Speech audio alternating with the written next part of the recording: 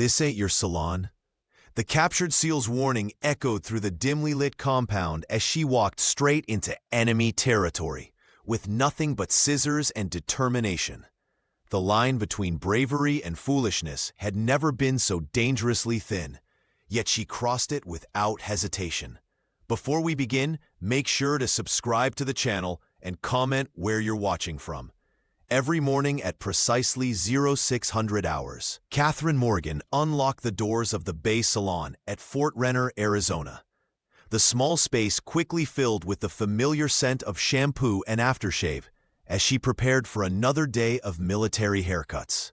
Her practiced hands moved with efficient grace, scissors snipping with rhythmic precision, while her hazel eyes remained ever vigilant, cataloging everything from casual gossip to security protocols, a habit forged from a life few could imagine behind her serene demeanor. "Morning, Catherine," called the base security officer as he passed by for his morning patrol. She returned his greeting with a warm smile that never quite reached her eyes. Those eyes missed nothing. Which soldiers seemed tense before deployment? Which officers carried the burden of classified information? Which conversations suddenly hushed when certain names were mentioned?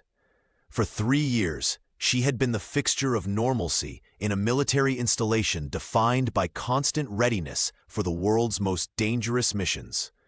The salon stood as an island of civilian comfort amid the rigid structure of military life. Catherine had perfected her role, the friendly hairdresser who remembered everyone's preferred cut, who asked about families with genuine interest, who offered a sympathetic ear without prying too deeply. "Just a little shorter on the sides," a young private requested as he settled into her chair. She nodded, adjusting her technique to military regulations while making small talk about his upcoming leave. The conversation flowed easily, practiced over thousands of similar exchanges. What none of her clients suspected was that beneath her friendly exterior lay a mind always analyzing, always on guard. Each snippet of conversation was mentally filed away, each face memorized, each schedule noted. The woman wielding scissors with such apparent simplicity possessed skills that would terrify her customers if they knew. Skills honed in shadows, far from this sun-baked Arizona base. The soldiers trusted her with their hair and their stories, sharing details about missions, families, and frustrations. They saw only Catherine Morgan, the reliable stylist who brought a touch of normalcy to their high-pressure lives. They never imagined that her gentle hands could disarm an attacker in seconds, or that her memory contained intelligence protocols that remained classified decades later. As the morning progressed, Catherine maintained her carefully constructed persona, laughing at the right moments, offering appropriate sympathy when needed. But part of her remained perpetually alert, scanning for anomalies, prepared for crisis. This vigilance wasn't paranoia, it was survival, a necessary adaptation for someone who had lived the life she had before becoming Fort Renner's favorite hairdresser. The morning sun streamed through the blinds of Fort Renner's Bay Salon as Sergeant Mike Donovan settled into Catherine's chair. His regular appointment had become something of a ritual, always the day before video calling his family back home. "Just a trim today, Catherine. My little girl turns 9 tomorrow, and I want to look presentable," Mike said, his weathered face softening at the mention of his daughter. Catherine Morgan nodded, draping the cape around his shoulders with practiced efficiency. "9 already? Seems like just last month you were showing me pictures of her 7th birthday party with that unicorn cake disaster." The sergeant laughed. "Don't remind me. This year we're keeping it simple. Video call, then when I'm back stateside next month, we'll do something special." As Catherine worked, her fingers moved with precision, while her eyes occasionally glanced toward the entrance, a habit that had become second nature over years of vigilance. The salon hummed with the familiar sounds of scissors snipping and the gentle buzz of the electric trimmer. Just as she was finishing with Mike, the bell above the door chimed. 4 men entered, their posture and bearing unmistakable even in civilian clothes. Catherine recognized them immediately. SEAL Team 6 Alpha. Their presence altered the energy of the small salon, bringing with it an intensity that even casual observers could feel. Lieutenant Jack Stevens led the group, his confident stride marking him as their leader without a word being spoken. "Morning, ma'am. We were told you could fit us in before deployment," he said, voice calm but authoritative. "Of course," Catherine replied, gesturing to the waiting area as she completed Mike's cut. "I'll be with you gentlemen shortly." As Mike paid and left with a friendly wave, Catherine observed the team with subtle interest. Chief Petty Officer Derek Wilson sat thumbing through a magazine, occasionally glancing at his phone. Probably checking in with his fiancée, Catherine surmised from previous conversations. The wedding was only 2 months away. Beside him, Petty Officer Rafael Mendez showed something on his phone to Petty Officer Henry Jiang. Likely photos of his newborn son. The quiet intelligence officer nodded appreciatively, though his attention seemed partially elsewhere, perhaps already mentally preparing for their mission. "Lieutenant Stevens, you're up first," Catherine called, preparing a fresh cape and sterilizing her tools. As he approached, she noted the tension in his shoulders, a tell she'd learned to recognize in men heading into danger. "Standard cut?" she asked, though she already knew the answer. These men were creatures of habit, especially before deployment. "Yes, ma'am," Stevens confirmed, settling into the chair. Catherine's hands moved with efficiency, but her mind cataloged every detail. Their equipment preferences mentioned in casual conversation, deployment timelines, team dynamics. Information was currency in her world, even if these men saw her as nothing more than the base hairdresser. Catherine's scissors glided through Lieutenant Jack Stevens' dark hair with practiced precision. The salon hummed with the quiet conversation of waiting soldiers and the soft music playing from the small radio by the mirror. She had cut the hair of countless military personnel over her 3 years at Fort Renner, but something about SEAL Team 6 Alpha always put her senses on high alert. "We're heading out tomorrow," Stevens mentioned casually. "Operation Crimson Eagle. Can't say much more than that." The scissors froze mid-snip. Catherine's hand trembled slightly before she regained control, her mind suddenly flooded with images she'd spent years burying. Moscow, snow falling outside the Metropole Hotel, blood on white sheets, a window shattering. "You okay there?" Stevens asked, catching her hesitation in the mirror. "Just a muscle cramp," Catherine replied smoothly, her voice betraying none of the turmoil beneath. "Crimson Eagle, huh? Sounds important." The lieutenant nodded. "Classified, of course. But it's been in planning for months. High priority." Catherine continued cutting, her movements automatic while her mind raced. Crimson Eagle wasn't just any code name. It was her code name from 1986, a mission that officially never happened, involving a Russian scientist named Viktor Baranov, and bioweapons that were supposedly headed for Libya. She glanced across the salon, where the other SEALs waited. Chief Petty Officer Wilson was thumbing through a magazine, while Mendez and Jiang chatted quietly. None of them knew they were walking into something connected to a ghost operation from the Cold War. This couldn't be coincidence. Someone had deliberately resurrected that name, that mission. Someone who knew about Moscow, about Elizabeth Reynolds, the woman Catherine Morgan had once been. "All done, Lieutenant," she said, brushing hair from his shoulders. Her voice remained steady despite the alarm bells ringing in her head. Stevens stood and examined his reflection. "Perfect as always. The team appreciates your work." Catherine smiled, the expression not reaching her eyes. "Just doing my job." As the SEALs moved through their haircuts, Catherine's mind calculated possibilities. If Crimson Eagle was active again, it meant someone had accessed deeply classified files. It meant the mission parameters might be similar. It meant these 4 men could be walking into a trap designed decades ago. And it meant her carefully constructed identity might be compromised. When Stevens paid and the team prepared to leave, Catherine watched them with new eyes. These weren't just regular customers anymore. They were unwitting players in a dangerous game that had begun long before they'd joined the service. A game she fought had ended with Elizabeth Reynolds' death and Catherine Morgan's birth. The stakes were higher than anyone in the room could possibly guess. Moscow, 1986. Captain Elizabeth Reynolds adjusted her fur-lined coat as she crossed the ornate lobby of the Metropole Hotel. Snow fell outside the grand windows, blanketing Red Square in white silence. Her hazel eyes scanned the room with practiced indifference, while cataloging every exit, every face, every potential threat. Colonel William Harrison's instructions echoed in her mind. Viktor Baranov must be eliminated. He's selling bioweapon formulas to Libya. Clean operation, no witnesses. The veteran handler had been clear. This mission was critical to national security. Liz knocked on room 307, her right hand already positioned near the concealed weapon beneath her coat. Baranov opened the door, shorter than his dossier suggested, with thinning gray hair and tired eyes behind wire-rimmed glasses. "I expected someone else," the scientist said in accented English, stepping aside to let her enter. "The Americans always send their most beautiful assassins," he continued as she closed the door.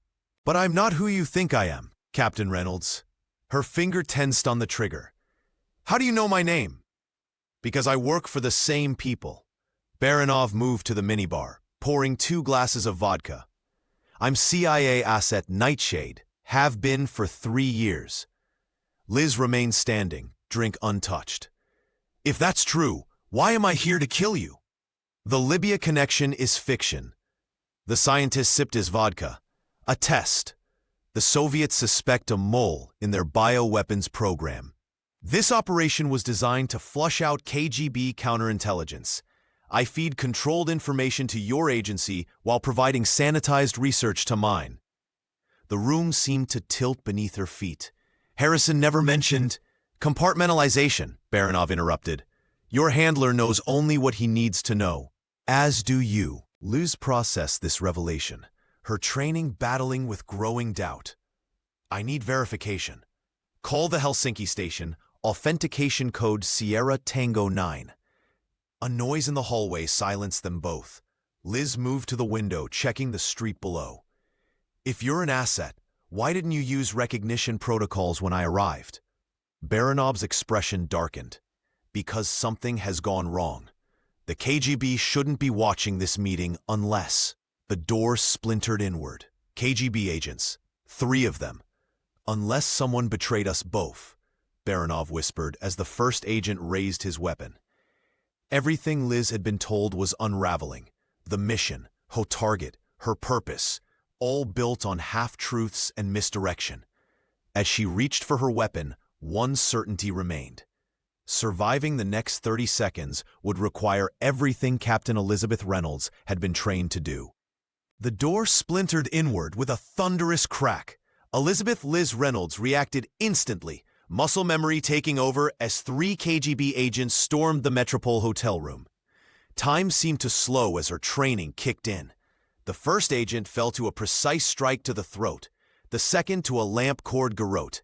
The third managed to fire, the bullet grazing her shoulder before Liz disarmed him with a wrist lock that ended with his own weapon pressed against his temple. "American," he spat in heavily accented English before she silenced him permanently.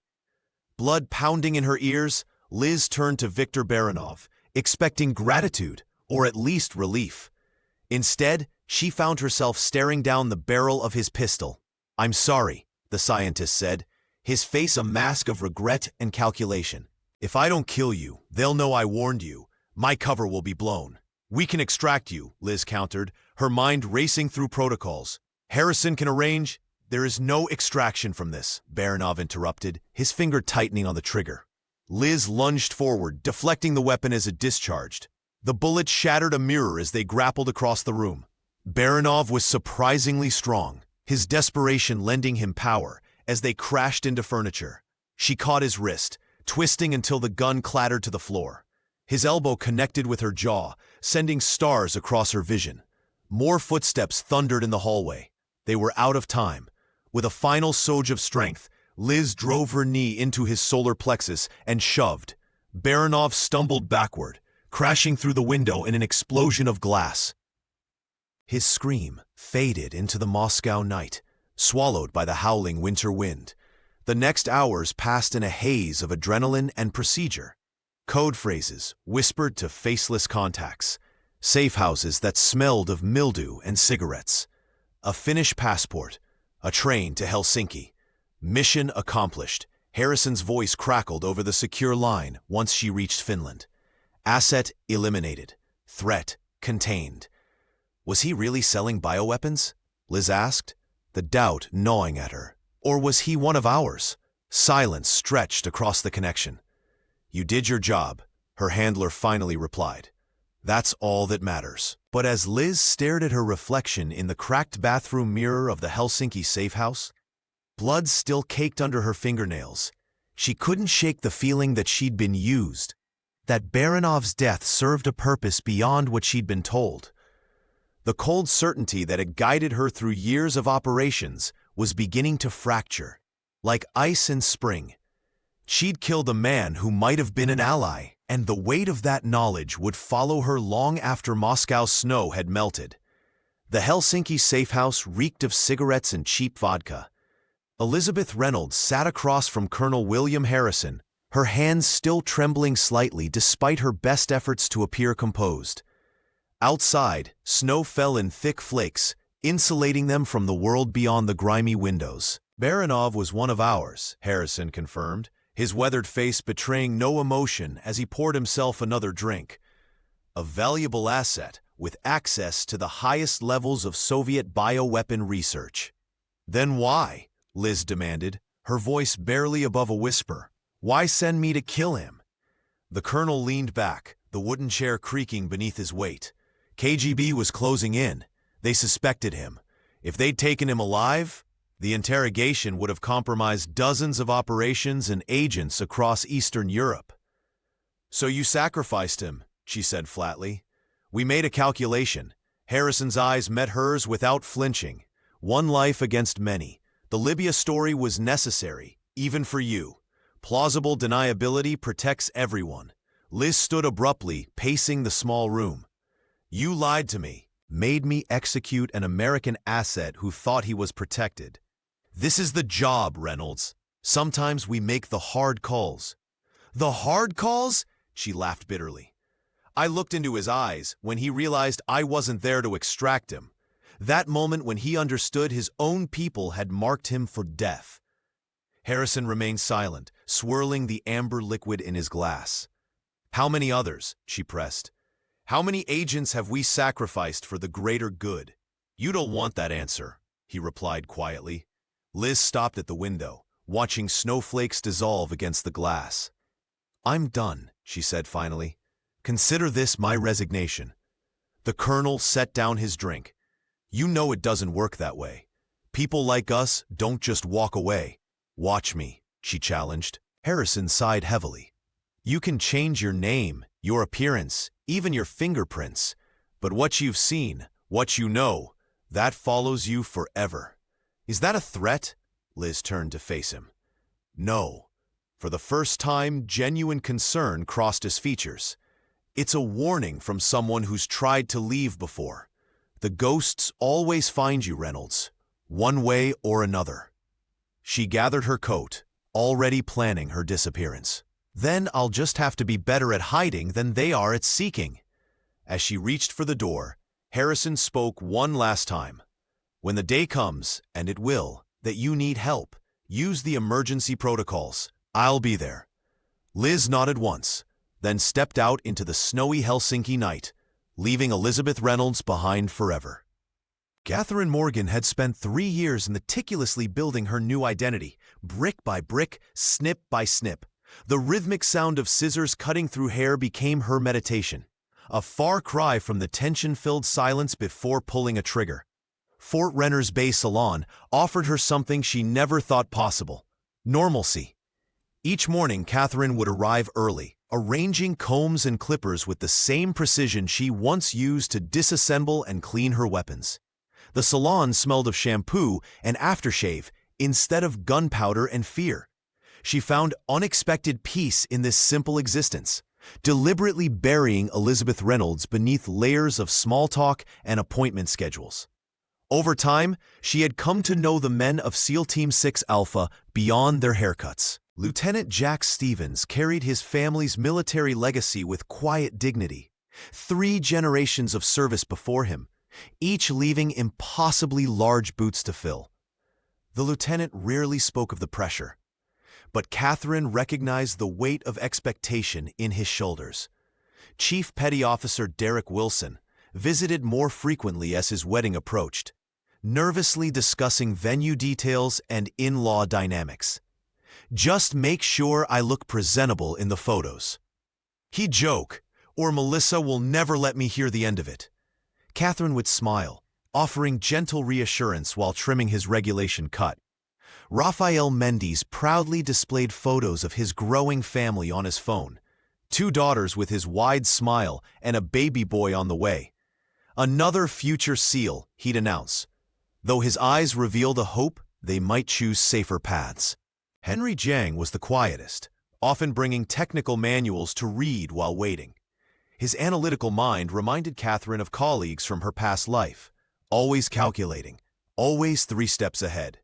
Yet, unlike those operatives, there was a genuine warmth to Jiang that made his intelligence feel protective rather than threatening. These men trusted her with their stories, their appearances, their pre-mission rituals. They had no idea that the woman holding scissors at their necks had once been one of the most effective operatives in American intelligence. The irony wasn't lost on Catherine. How easily they relaxed in her chair, how completely her cover had become her sanctuary. But Crimson Eagle changed everything. The code name's reappearance was like hearing a dead man's voice. Catherine knew what it meant. Her carefully constructed piece was about to shatter. These 4 men, whose lives she had come to value beyond their tactical significance, were now walking into danger because of ghosts from her past. The scissors felt heavier in her hand now. Each snip carried the weight of a decision she would soon have to make. Henry Jiang sat perfectly still as Catherine Morgan's scissors worked with practiced precision around his ears. Unlike the other 3 members of SEAL Team 6 Alpha, Jiang was the quietest, his words measured and thoughtful when they came. "Northern Afghanistan this time?" Catherine asked casually, her question timed perfectly between snips. Jiang's eyes flickered to her in the mirror. "Good guess. The tan lines on Lieutenant Stevens' neck tell me you've been training in desert conditions," she explained, brushing hair from Jiang's shoulder. "And I overheard mention of high altitude." The SEAL nodded slightly, impressed. "Near the Pakistan border. Intelligence gathering, mostly." Catherine's fingers paused almost imperceptibly before continuing their work. "Weapons movement." "Something like that," Jiang replied. "Biological components, actually. Strange assignment for us, but orders are orders." The salon suddenly felt colder to Catherine. Biological components. Northern Afghanistan. Codename Crimson Eagle. The parallels were too precise, too deliberate to be coincidence. This was Moscow all over again. The same mission parameters recycled 35 years later. "Sounds dangerous," she commented, keeping her voice steady while her mind raced through implications. Jiang shrugged. "We go where they send us. Stevens thinks it's straightforward. In and out in 48 hours. Catherine nodded, remembering how her Moscow operation had been described the same way. From across the salon, she caught Stevens watching them, his expression unreadable as he waited his turn. "All done," she announced, removing the cape from Jiang's shoulders. As the petty officer stood, he hesitated. "You know, you're different from most civilians on base. You notice things." Catherine smiled, the practiced smile that revealed nothing. Hairdressers are good listeners. It's part of the job. After the SEALs departed, Catherine moved through her closing routine mechanically, her thoughts elsewhere. Someone had deliberately resurrected a Cold War ghost operation. Same code name, same target profile, same region. This wasn't random. Someone who knew about Moscow, about Baranov, about what really happened at the Metropole Hotel that night. She wiped down her station, her reflection fractured across the salon's multiple mirrors. Someone wanted to connect these dots. Someone wanted to draw her out. As she locked the salon door, Catherine knew with absolute certainty that SEAL Team 6 Alpha wasn't just heading into a mission. They were walking into a trap designed not just for them, but ultimately for her. The ghost of Elizabeth Reynolds was being summoned back from the dead. As soon as the SEAL team left the salon, Catherine Morgan flipped the sign to closed and pulled the blinds. Her practiced smile vanished, replaced by the focused expression that had once been Elizabeth Reynolds' trademark. She moved with purpose to her modest quarters behind the salon, kneeling beside her bed to remove a loose floorboard. From the hidden compartment, she retrieved a satellite phone wrapped in waterproof material, untouched for nearly 3 years. Catherine's fingers moved with muscle memory, dialing a number she had committed to heart long ago. 3 rings, then a gruff voice answered. "Bookstore," said the elderly man on the other end. "Looking for a first edition, Hemingway," Catherine replied, her voice dropping an octave to its natural register. There was a pause. "Liz? Jesus Christ. Hello, William." She hadn't called Colonel William Harrison by his first name in decades. "I need you." The retired handler's breathing was labored, but his mind remained sharp. "You wouldn't break protocol unless it was critical." "What happened?" "Crimson Eagle," she said simply. Harrison swore. At 85, living in seclusion in his Montana property, he remained one of the few people who knew what had really happened in Moscow. "Who authorized it?" "My guess is Foster. He's deputy director now." "Daniel Foster," Harrison confirmed. "Always ambitious, too smart for his own good." Catherine paced the small room. "A SEAL team just came through my salon. They're heading to the Afghanistan-Pakistan border on a bioweapons intelligence mission. Same code name, same cover story. And you think it's a setup? I know it is. The parallels are too exact." She paused, glancing at the photo of her salon team. Ordinary people who had no idea who she really was. Foster must have kept the original files. He's using these SEALs as bait. Harrison was silent for a moment. "For whom?" "For me," Catherine said. "And for someone else. Someone connected to Moscow." The pieces fell together as they talked. Foster had likely preserved the Crimson Eagle files when others had been purged. He had waited, climbed the ranks, and now had the authority to resurrect an operation that should have remained buried. "Kazmi," Harrison finally said. "Ibrahim Kazmi. His father was the KGB officer executed after Baranov's death. He's been on intelligence watch lists for years." Catherine closed her eyes. Foster is using the SEALs to flush out Kazmi and me, the ghost from Moscow. "You need to disappear again," Harrison warned. "No." Catherine's hazel eyes hardened as she looked at herself in the mirror. The hairdresser was already fading, revealing the operative beneath. "Those men trust me. They sit in my chair every week. I won't let them walk into a trap." "What are you planning to do?" Catherine began gathering essentials from various hiding spots around her quarters. "First, I need everything you have on Foster's movements.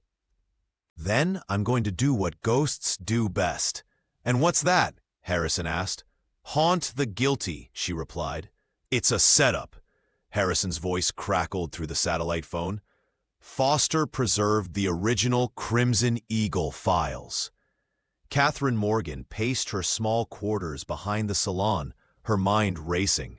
Why resurrect a 35-year-old operation? "Because it worked," the elderly former colonel replied. "And because you're still alive." The pieces clicked into place like scissors through hair. Daniel Foster, now deputy director of the CIA, had meticulously constructed a trap using SEAL Team 6 Alpha as unwitting bait. Their mission wasn't about gathering intelligence on weapons movements. It was about drawing out Ibrahim Kazmi, the vengeful son of a KGB officer executed in the aftermath of the original operation. "Foster knows I'm here," Catherine whispered, her hazel eyes darting to the window. He's always known, Harrison confirmed. You were never truly hidden from them, just tolerated. Now he needs to tie up loose ends. Catherine knelt beside her bed, sliding her hand beneath the frame to retrieve a hidden compartment. Inside lay the emergency kit she'd maintained for 3 years. Passport, currency, weapon. The SEALs are walking into an ambush, she said, checking the handgun with practiced efficiency. Stevens, Wilson, Mendes, Jiang, they have no idea what they're really part of. They're expendable to Foster. Harrison's voice hardened.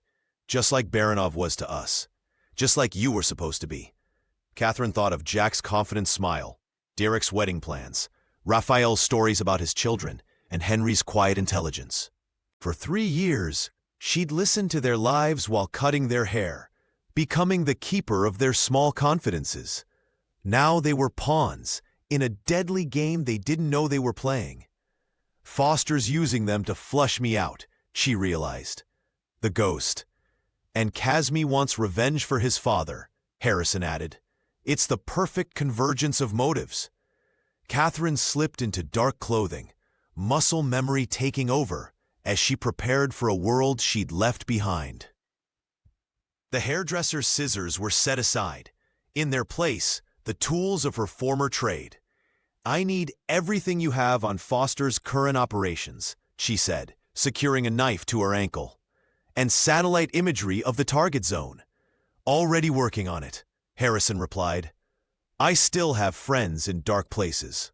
Catherine paused, looking around at the simple life she'd built.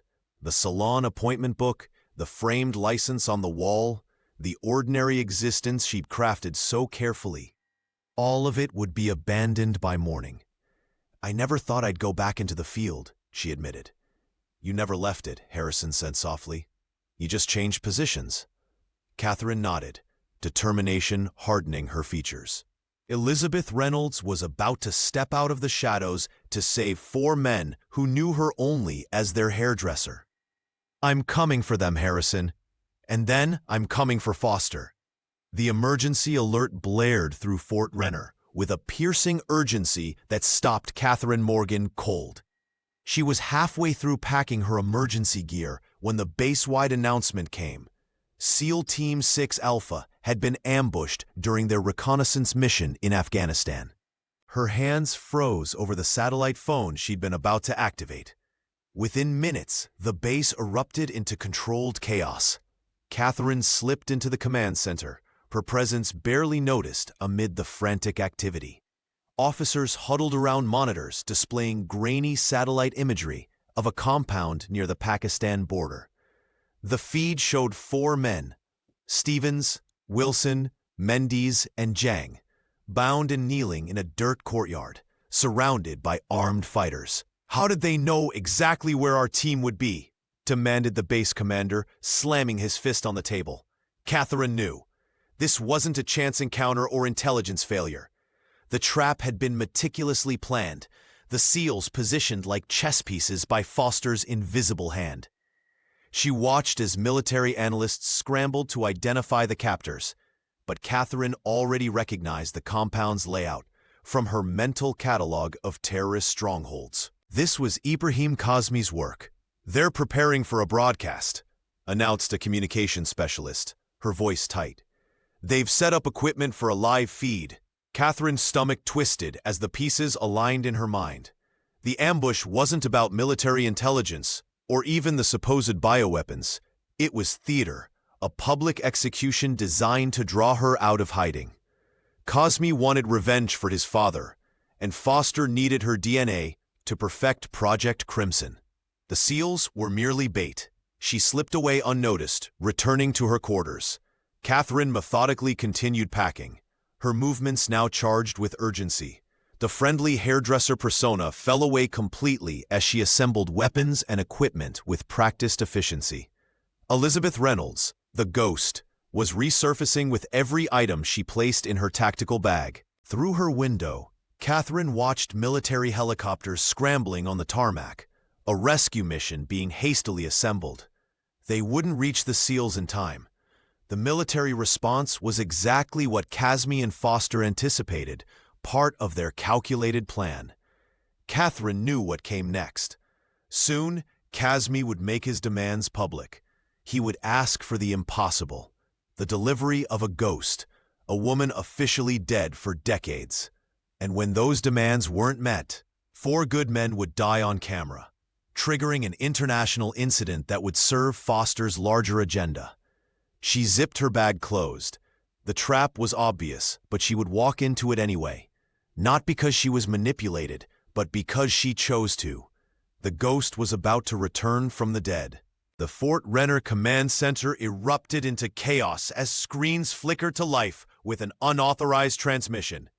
Officers and technicians froze as the face of Ibrahim Kazmi appeared, his expression cold and calculating. Behind him, the 4 members of SEAL Team 6 Alpha knelt with their hands bound, faces bloodied but defiant. "I address the American military and your government," Kazmi announced, his accent crisp and educated. "Your men were caught trespassing on sovereign territory. Their execution will be broadcast in 24 hours unless you deliver what I truly want." He paused, letting tension build. "Send me the operative codenamed Ghost, the CIA assassin who murdered my father and Viktor Baranov in Moscow, 1986. Murmurs rippled through the command center. The base commander frowned, glancing at his intelligence officers who shrugged in confusion. "I know she hides among you at Fort Renner," Kazmi continued, "living under a false identity. The woman you know as Catherine Morgan is a phantom, a killer who has evaded justice for decades." Catherine stood in the shadows of the doorway, having slipped in unnoticed during the commotion. Her face remained impassive, but her mind raced through contingencies and escape routes. 3 years of careful anonymity shattered in seconds. Lieutenant Stevens raised his head on screen, blood trickling from his temple. "This ain't your salon," he shouted toward the camera. "Don't come here. It's a trap." Chief Wilson lunged forward, despite his restraints, only to be struck down by a guard's rifle butt. Mendes and Zhang remained stoically silent, their eyes conveying what words couldn't. "Silence them," Kazmi ordered, then turned back to the camera. 24 hours. The ghost for your soldiers. Instructions will follow." The screen went black. The base commander slammed his fist on the console. What the hell was that about? Catherine Morgan? Our hairdresser? When Catherine stepped forward, everyone turned. The room fell silent as they saw her. Not the friendly stylist they knew, but someone else entirely. Her posture had changed, her eyes harder, movements precise and economical. "I need secure communications and transport authorization," she said, her voice carrying an authority that made even the commander straighten. "Those men are in this situation because of me." "You're actually," the intelligence officer began. "We don't have time," Catherine cut him off. "Foster set this trap, and Kazmi is the executioner. I'm the only one who can get your men out alive." She knew she was walking straight into the trap they'd laid, exactly as they planned. But Catherine had survived impossible situations before. As she strode from the command center, already mentally cataloging the equipment she would need, she accepted that Catherine Morgan was now as dead as Elizabeth Reynolds had been. Only the ghost remained. Catherine's satellite phone buzzed at exactly 3 a.m. Her fingers trembled slightly as she answered, knowing only Harrison would call on this line. "They walked into a trap." William Harrison's voice sounded older than his 85 years. "Foster has been running a black program for years, completely off the books." Catherine paced her small quarters, the dim light casting long shadows across the wall. "Tell me everything." "Baranov's research never died," the retired CIA handler explained. "Foster kept it alive through a network of shell companies, Russian pharmaceutical fronts mostly. The bioweapon research continued under the codename Project Crimson." "And the SEALs?" she asked, her throat tightening. "They were never sent for intelligence. Foster used them as couriers, Catherine. They were carrying a sample of the bioweapon to Kazmi's compound, though they had no idea what was in their equipment." She closed her eyes, pieces falling into place. A delivery with plausible deniability. Exactly. Their capture and execution creates the perfect cover story. Foster gets his weapon to Kazmi while generating public outrage to justify military intervention in the region. Catherine slammed her fist against the wall. Those men are pawns. Stevens, Wilson, Mendes, Jiang, they're being sacrificed. Like we almost were in Moscow, Harrison said softly. She opened the hidden compartment beneath her bed, revealing a cache of equipment she'd hoped never to use again. I need satellite imagery of Kazmi's compound and access to your Phoenix facility. Already arranged. My contact will meet you at the airstrip in 3 hours. I've activated the emergency protocols. Catherine pulled out a small case containing identification documents and a loaded handgun. Foster will know I'm coming. Count on it. He's been waiting for this, for you, for years. Why? She asked, though she already suspected the answer. Harrison's voice dropped. Because you're the missing piece, Liz. Your DNA, your blood samples from the Moscow operation.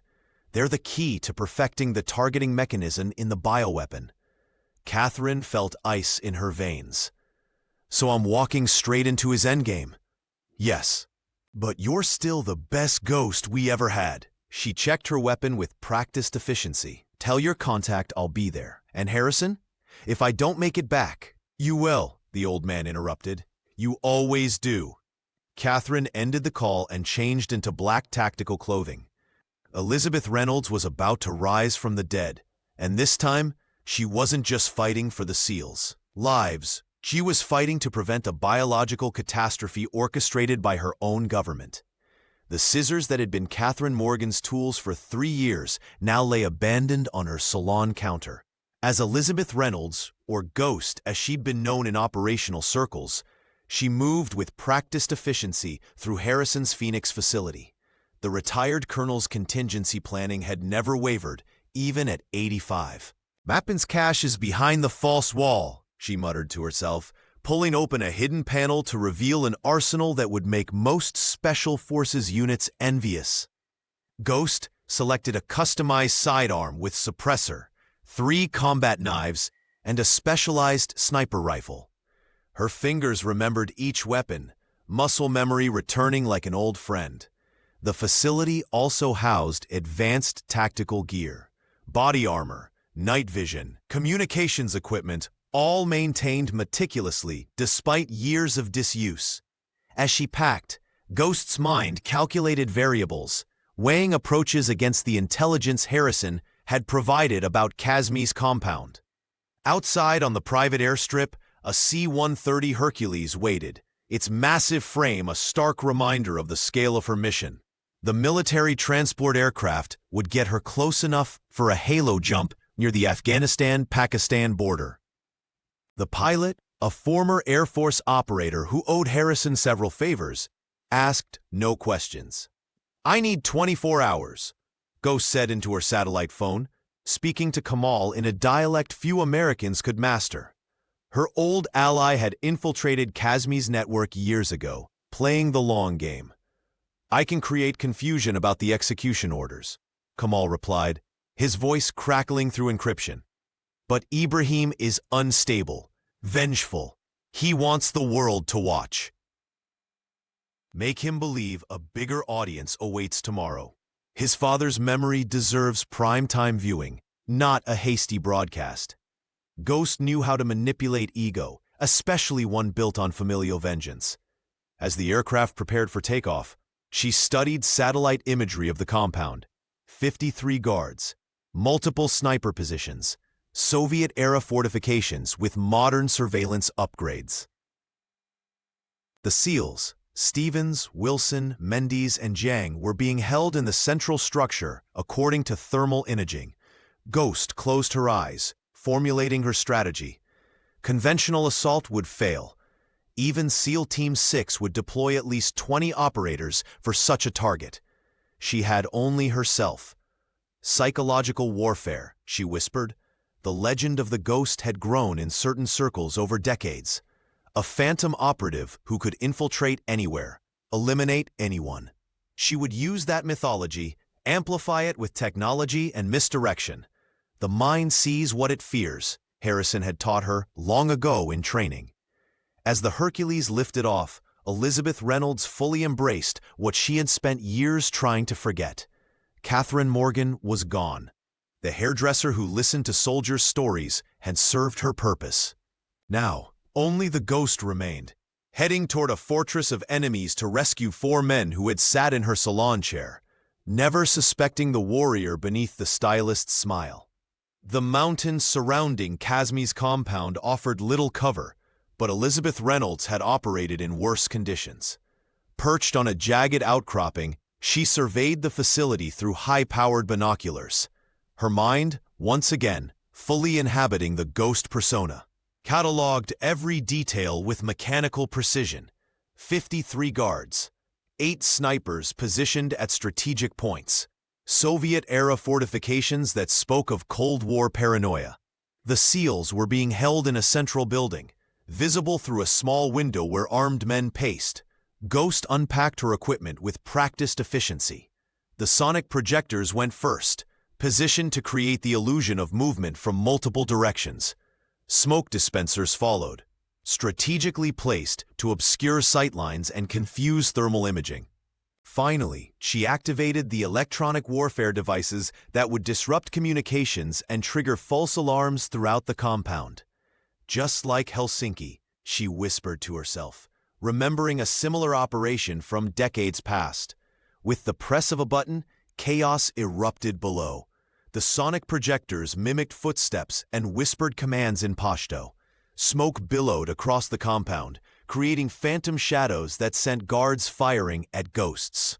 Alarms blared contradictory warnings as her electronic warfare suite wreaked havoc on their systems. She moved like water down the mountainside, using the confusion to slip past the perimeter guards. 2 sentries crossed her path. She dispatched them silently, dragging their bodies into shadows. A 3rd guard spotted her, but before he could raise his weapon, Ghost had closed the distance between them.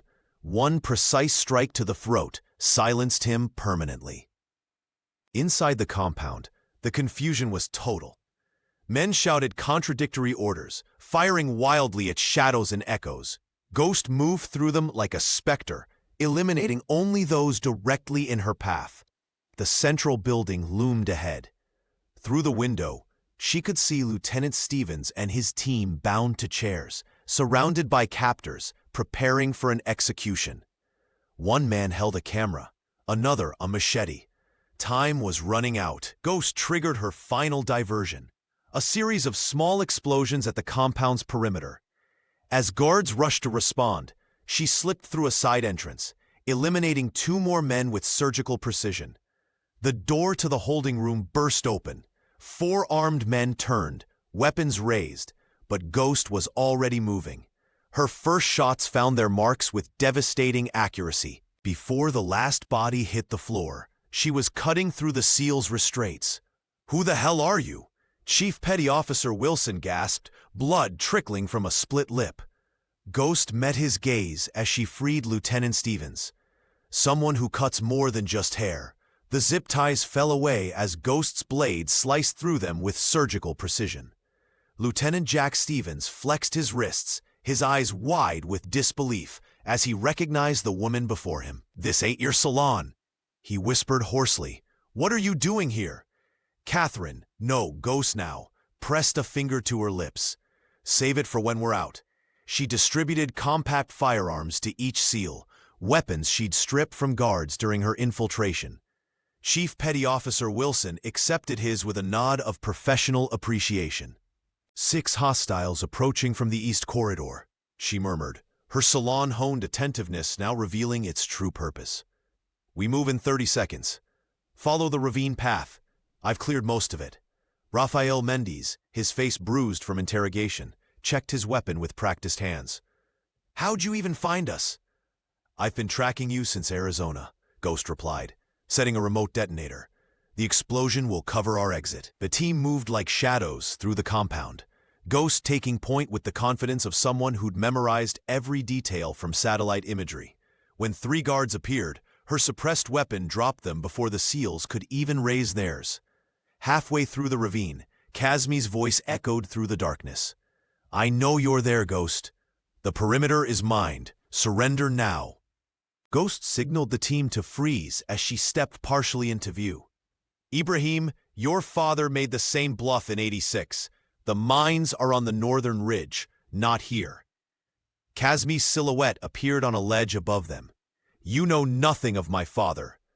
I know he died protecting Baranov's research your new partner Foster wants to complete." The distraction worked. As Casmi raised his weapon, Ghost fired first, catching him in the shoulder. He fell back with a cry as the team sprinted through the ravine. At the extraction point, Ghost handed Henry Jiang a waterproof packet. "Get this to Colonel William Harrison in Montana. The coordinates are inside." "You're not coming?" Stevens asked, the helicopter's approach drowning his words. "Foster has the bioweapon. I need to intercept it before he delivers it to Casmi's backup team." "Catherine," Wilson began. "Elizabeth Reynolds," she corrected. "Catherine Morgan was just cover. Tell Harrison that Project Crimson is active. He'll understand." As the helicopter descended, Ghost stepped back. "I was never here. Your official story is self-extraction." Stevens nodded reluctantly. "We owe you. Then stay alive to pay that debt," Ghost replied, disappearing into the shadows as the SEALs boarded their ride home. She had unfinished business with Foster, and a bioweapon to neutralize before dawn. The desert night air felt like ice against her skin as she moved silently toward the clearing. Through her night vision scope, Catherine Morgan, no, Elizabeth Reynolds, no, Ghost, counted 4 men surrounding Daniel Foster as he stood beside a sleek SUV, its trunk open to reveal a metallic briefcase. Ghost circled downwind, calculating her approach. The deputy director of the CIA looked exactly as she remembered from agency photographs. Tall, immaculately dressed, with the confident posture of a man accustomed to power. His security detail maintained professional distance, scanning the perimeter with practiced efficiency. "The transfer happens in 20 minutes, Foster announced, checking his watch. "Casmi's people will approach from the East Ridge." Ghost activated the first of her smoke dispensers, watching as a gray cloud billowed from the opposite side of the clearing. As Foster's men moved toward the distraction, she released a canister of CS gas, then slipped on her mask. Within seconds, the security team was on their knees, coughing violently. "What the hell?" Foster shouted, covering his mouth with a handkerchief. Ghost emerged from the darkness like a specter, her weapon trained on his chest. "Hello, Daniel." Recognition flashed across his face. "Reynolds, you're supposed to be dead." "So I've heard." She kicked away the weapons from his incapacitated team. "Open the briefcase." Foster hesitated, then complied. Inside lay vials of amber liquid, nestled in protective foam, alongside documentation labeled Project Crimson. "Genetically targeted bioweapons," Ghost said, scanning the papers. "Baranov's research continued after his death." "Improved upon," Foster corrected, his voice steady despite the gun aimed at him. "Using your DNA as the template. Moscow wasn't just an assassination, it was sample collection. Your exposure to Baranov's early formula made you the perfect test subject." Ghost felt cold realization wash over her. "You orchestrated this entire—" Foster nodded. "We needed fresh samples. Your genetic response to the original compound is the key to perfecting the targeting mechanism. And Casmi? A useful pawn with a convenient vendetta." Foster's eyes narrowed. "You've been a ghost for years, Reynolds. Only something this personal would bring you back into the field." Ghost secured the briefcase, forcing Foster to record a confession on her satellite phone. As she finished, a faint beeping sound emanated from the case. "Tracking beacon." Foster smiled thinly. "My real security team is already inbound." Ghost knocked him unconscious with a swift blow. "Thanks for the warning." She transmitted the evidence to Harrison and 3 secure servers before melting into the darkness. the weight of what she discovered heavy on her shoulders. Her own DNA, the weapon, and the target. The hunt was far from over. Ghost's fingers trembled as she examined the sleek black briefcase. Something wasn't right. The weight distribution felt off, and a faint electronic hum emanated from the reinforced corners. Instinct kicked in, the kind that had kept Elizabeth Reynolds alive through 2 decades of field operations. "Tracking beacon," she muttered, carefully setting the case down. She had less than 5 minutes before Foster's real security team would converge on her position. Working methodically, Ghost extracted the vital documents and flash drives, photographing each page with her satellite phone. The evidence was damning. Project Crimson's the old spycraft maxim echoed in her mind. Information wants to be free. The distant thump of helicopter rotors confirmed her suspicions. Foster had backup, serious backup. Ghost abandoned the briefcase in a shallow ravine, planting a small explosive charge beside it. The diversion might buy her precious minutes. As dawn broke over the Afghan mountains, she moved with practiced efficiency through the rocky terrain. The landscape reminded her of training exercises in Nevada years ago, when she was still Liz and the world seemed clearer. Now, as as Ghost, she navigated a more complex battlefield. Foster's men spread through the valleys below, their tactical formation revealing their military background. These weren't ordinary CIA assets, but specialized hunters. The elderly colonel had warned her about Foster. What troubled her most wasn't the pursuit, but the questions that remained. Why was her DNA so crucial to Project Crimson? The documentation mentioned genetic markers from Moscow exposure, but the connection to Baranov's research remained unclear. Something had happened in that Moscow hotel room beyond what she remembered, something that made her uniquely valuable to Foster's bioweapon program. Her satellite phone vibrated, a message from Harrison.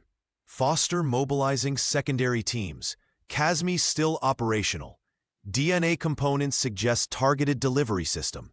You weren't just an operative, you were patient zero. The pieces began falling into place. The bioweapon wasn't just designed to kill, it was engineered to target specific genetic profiles. And somehow, her exposure in Moscow had provided the template. Ghost paused at a ridgeline, watching the sun illuminate the valleys below. Foster's men were closing in from 3 directions, but they didn't know these mountains like she did.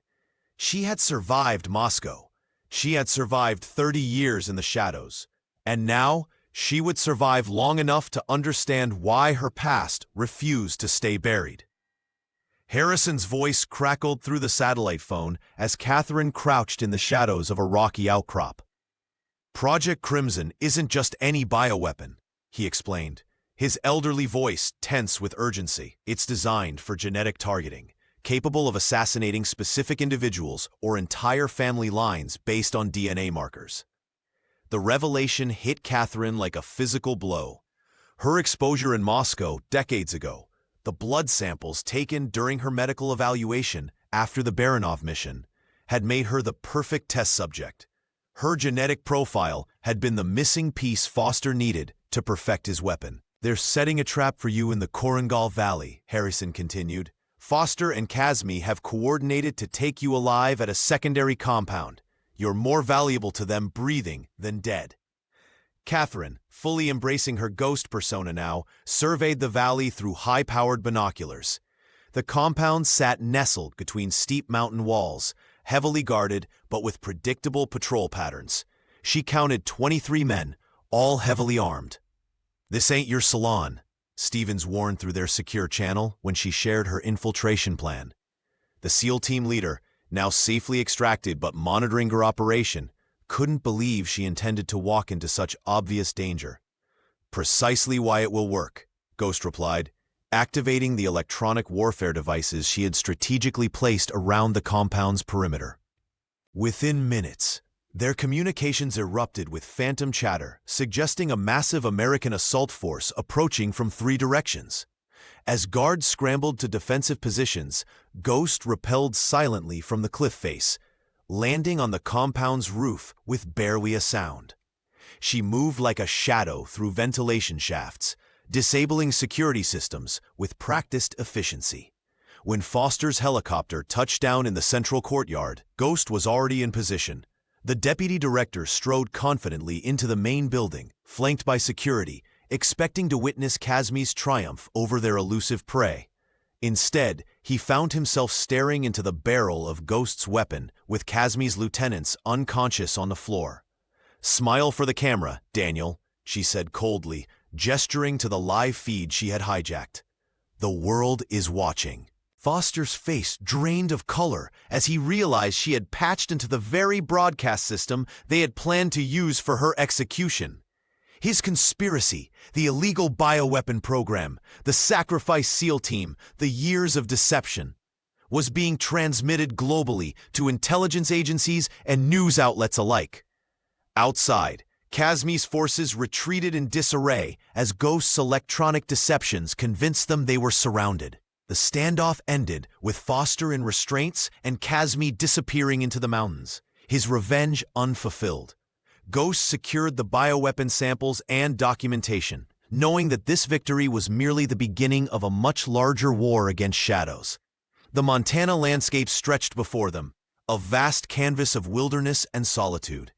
Elizabeth Reynolds, no longer Catherine Morgan, and never to be again, stood on the porch of Harrison's safe house, watching the sun dip behind snow-capped mountains. Behind her, the 85-year-old former handler sorted through the documents they'd extracted from Foster's operation. "The Senate Intelligence Committee has the preliminary files," Harrison said, his weathered hands carefully organizing evidence that would shake the foundations of several intelligence agencies. "Foster's being held at a black site until they determine how deep this goes." Elizabeth nodded, her mind already moving forward. "And the SEALs?" "Debriefed and sworn to secrecy. Stevens asked about you." A rare smile crossed Harrison's face. "Said something about never trusting a hairdresser again." The wind carried the scent of pine as Elizabeth considered what remained of her former life. Catherine Morgan's apartment had already been cleared, her few possessions distributed to local charities. The salon at Fort Rainier would soon have a new stylist, and the soldiers would eventually forget the quiet woman who had cut their hair with such precision. "We have networks in Eastern Europe still loyal to us," Harrison continued, tapping a folder. Kamal's contacts confirmed 3 more bioweapon facilities operating under pharmaceutical fronts. Elizabeth picked up her newly assembled kit. Lightweight, efficient, containing only what she needed to move through the world like a shadow. Foster wasn't working alone. Someone higher up authorized Project Crimson. "Which is why we operate outside the official channels now," Harrison replied, sliding a secure tablet across the wooden table. "These are the targets. Your choice which comes first." The former operative studied the information, her hazel eyes calculating distances, security protocols, and extraction points. This was her element, not the salon chair, but the dangerous spaces between nations where truth became a weapon sharper than any blade she'd wielded. "I'll contact you through the secure server," she said, shouldering her pack. Harrison watched her, pride and concern mingling in his gaze. "The ghost returns to the shadows." "She never left them," Elizabeth answered. 3 days later, as Wilson prepared for his wedding with his SEAL teammates, a package arrived containing evidence that would protect them from future entanglements in black operations. No return address, no fingerprints, just a small note reading, "Trust your instincts, not your orders." Elizabeth Reynolds remained officially dead. Catherine Morgan had vanished without trace.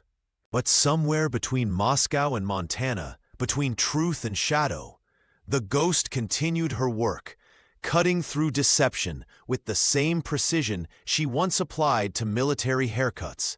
Her legend whispered among those who served and feared by those who abused power without conscience.